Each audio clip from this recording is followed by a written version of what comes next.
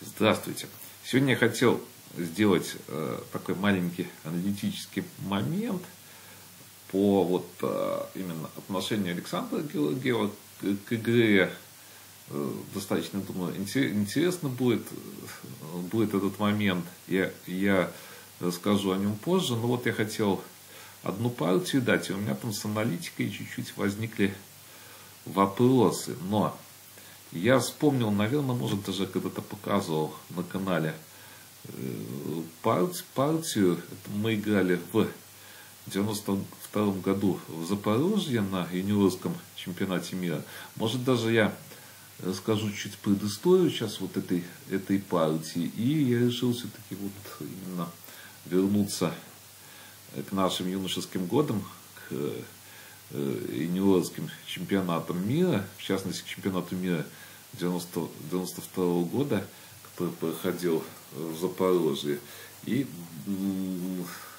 достаточно здесь, потому что интересные моменты, во-первых, в партии интересные моменты появились в аналитике. Этого я помню, что никогда не давал.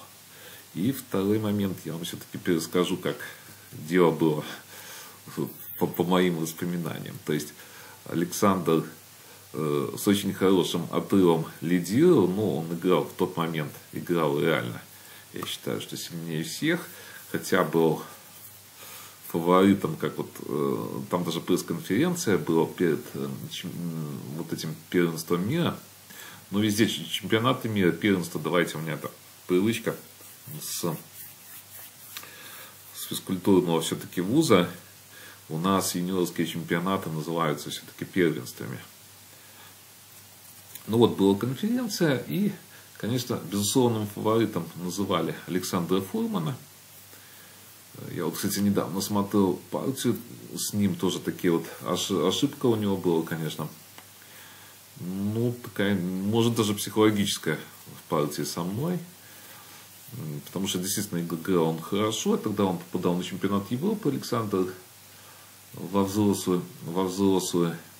Но Александр Георгиев здесь, конечно, фантастически сыграл этот чемпионат. И я вот считаю, что это один из чемпионатов, откуда началось его восхождение. Хотя уже был чемпионат мира среди кадетов.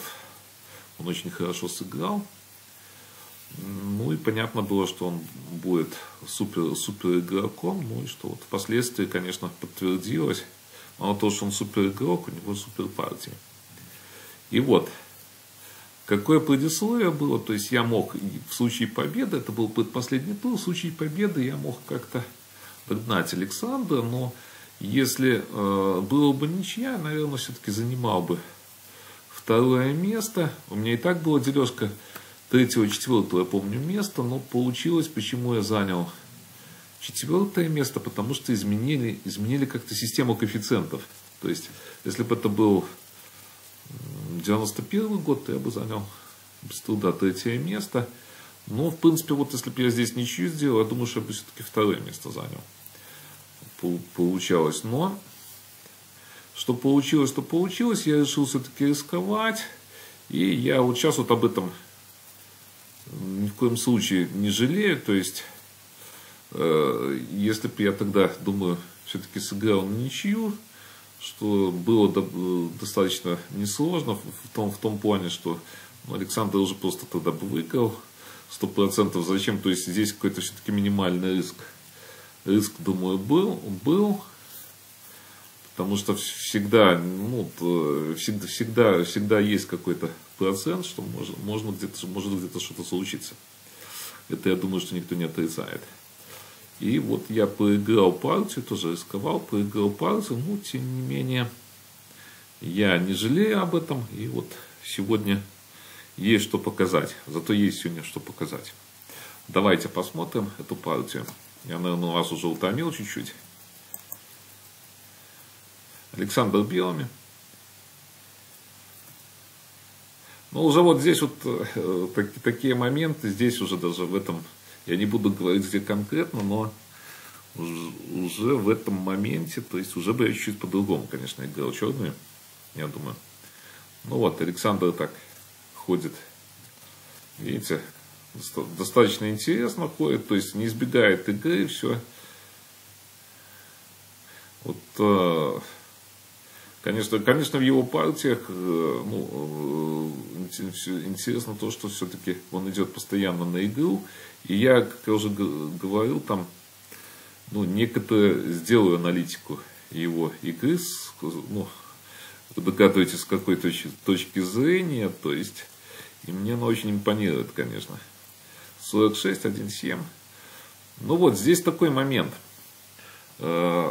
Здесь чисто, наверное, психологически, почему я 18-22 не играл, потому что на 50-45, я здесь, честно говоря, думал, что какие-то идут форсированные варианты, и поэтому, не хотел играть, потому что всегда, когда здесь шашка, обычно говорят, нам, особенно в Советском Союзе, говорили, что когда здесь шашка, чуть-чуть преимущество все-таки вот в этой обоюдных колах есть.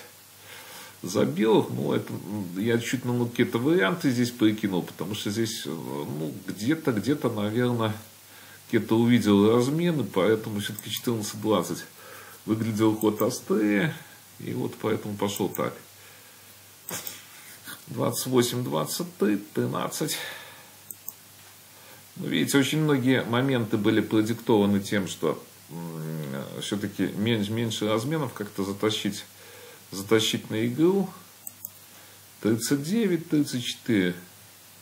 Где-то вот здесь, если бы хотелось, я вот даже сейчас вот понимаю, если бы хотел ничью сделать, то есть я очень цепкий был тогда, то есть у меня ничьих очень много было, то есть чемпионаты республики были среди мужчин, то есть в Беларуси, то есть проигрывать, очень минимальное проигрывал. Было, конечно, проигрыши были, но там тоже технические моменты, может, были. Где-то что-то как-то. 50-44, вот здесь вот ход.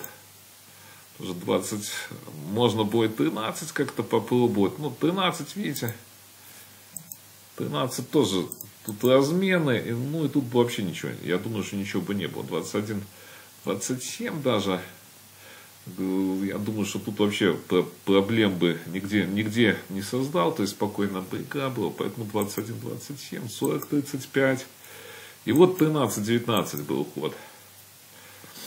Наверное, сейчас бы, самое интересное, что сейчас бы, вот я думаю, сейчас я вам покажу интересный вариант, который вот накопал, ради которого я сейчас показываю партию, вот этот вот вариант был.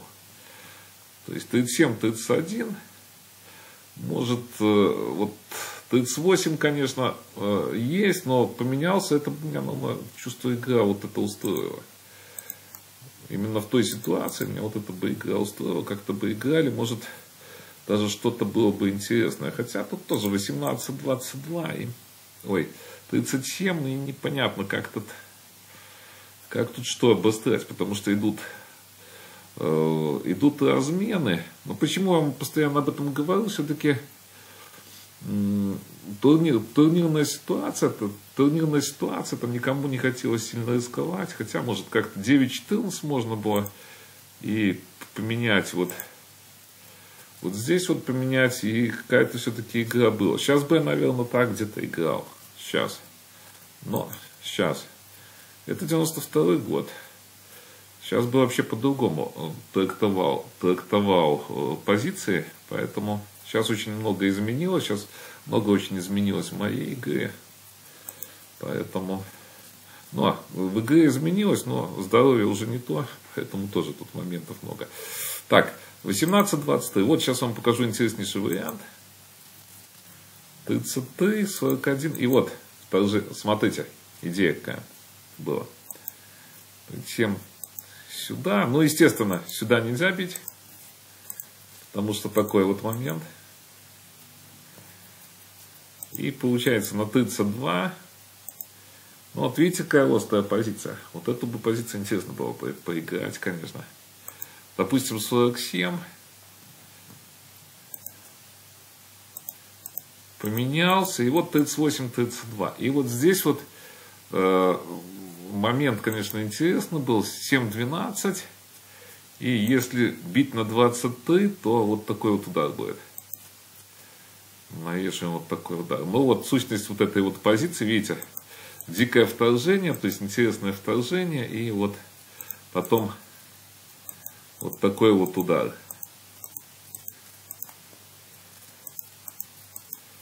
Ну, то есть дофамин, вот сейчас я опять в дофамине получила только сегодня, наверное. Хотя, в принципе, от этой партии, я думаю, какое-то удовольствие получил в том плане, что все-таки я сыграл на обострение, ну, проиграл, так проиграл, бог с ним. Потому что когда-то я был вторым призером юниорского чемпионата мира, но тоже, видите, как я говорил, в принципе, один раз, да, это здорово, но когда второй раз уже стираются дофаминовые рецепторы, будем считать, что у меня, ну, они не стерлись тогда. А вот было 13-19 лет, я с Александром сыграл. Ну, здесь уже надо было, понятно, вот сейчас я уже понимаю, здесь уже надо было убегать как-то. То есть надо было не смотреть ни на что, убегать, спокойно занять второе место. Либо здесь 14-19. Но эту позицию, я думаю, что, ну, то есть без вариантов я бы отбил. То есть тогда я бы отбил без вариантов. Самое интересное, что здесь, вот сейчас вот может где-то, хотя сейчас вообще, наверное, проблем бы не было. Я вот смотрю, что-то, какие-то просто позиции вот сейчас вот возникают у меня по кое-каким позициям, честно говоря. Ну, вопросы, если вот в партии играть, я думаю, серьезные. Но опять, такой момент, что я уже давно практически не играю, то есть там какая-то аналитика есть. Но я имею в виду, что в блице очень, ну, мало играю. В чемпионатах-то иногда играю как-то. Поэтому идут, ну, некоторые моменты, и мне в некоторых позициях сложновато играть, если честно. Это надо поиграть в блиц, ну, перед турниром надо как-то в блиц поиграть будет, если я доживу до следующего нормального турнира, в смысле, чтобы сыграть, потому что есть определенные трудности, то, конечно, надо перед этим в блиц все-таки поиграть. Так, смотрите, если ты, вот тоже есть момент, вот тоже обострить, вроде бы нет разменов этих, но есть такие моменты, то есть здесь выжидаем, получается, выжидаем именно вот эти вот подрывы идут, на эти ходы тоже идут подрывы. Но вот здесь опять сюда нельзя, потому что вот такая идея. Ну, 37 опять, вот ничего нету абсолютно. Надо, скорее всего, меняться, и опять ничего нету, еще похуже здесь позиция. Тут непонятно вообще, что с этой шашкой. Вот после, наверное, 41, может даже 33, тут непонятно, что с этой шашкой его делать, потому что эту шашку не разменяешь опять. Я, кстати, ну, по молодости, вот я достаточно хорошо чувствовал, где слабость шашек, ну и вот позиции как-то старался строить от этого принципа. Сейчас у меня уже чуть-чуть другое понимание, конечно, игры совершенно. Ну, опять 22-28. Вот это уже в партии вот было, да. Конечно, если бы я хотел ничью, я помню вот эти моменты, я бы просто так сделал ничью. Эту позицию я бы отбил. То есть, без вариантов даже. Тогда вот в том, ну, без вариантов я посчитал бы, то есть, тогда хорошо считал все. Эту позицию я бы отбил без вариантов. Ну, вот партия, я просто уже хочу показать вам, что было в партии 41-37. Ну, и здесь я уже понял, это я вспоминаю, что вот этого хода нельзя делать. Видите, чуть-чуть я, конечно, обрубал мосты. Ни шагу назад. Ну, вот получается такая позиция. Кстати, наверное, испугался, наверное, вот эту... Кстати, можно было играть, наверное, вот эту позицию. Что-то я вот думаю. Так, сколько здесь? Ну да, надо было, кстати, вот. Если хотел ничью, то надо было играть эту позицию. Я, кстати, не думаю, что тут что-то было бы именно у белых. Да, эту позицию, конечно, бы отбил. Но вот видите, психологическая установка. А так было вот в партии. Все уже, наверное, понял совершенно, что это понятно, что без шашки уже шансов никаких выиграть нету. Конечно, глупое выражение, но ну так оно на самом деле. То есть я вспоминаю, что было у меня в мозге. Поэтому, ну вот 20/16, и Александр меня словил. Ну, и поздравил я Александра со званием чемпиона мира среди юниоров. Ну и вот такая вот интересная партия была. Но вот зато сейчас я вот получил, через сколько там лет, будем высчитывать, получил дофамин какой-то от аналитики, от воспоминаний, и это меня сегодня сильно порадовало. Итак, до новых встреч.